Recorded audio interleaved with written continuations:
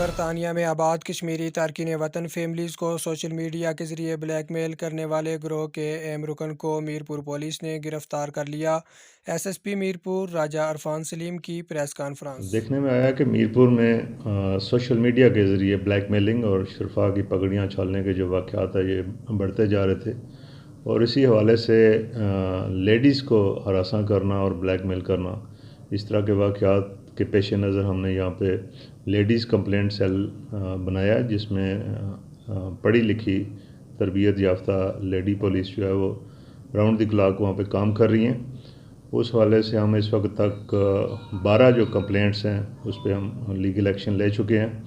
اسی طرح ایک شراز نامی جو سیالکوٹ کا رہنے والا ہے، وہ برطانیہ میں ایک میرپور کی جو فیملی ہے ان کو بلیک میل کر کے ان سے 10 لاکھ اور 96,000 روپیہ وہاں سے بینک ٹو بینک اس نے ٹرانزیکشن کرائی۔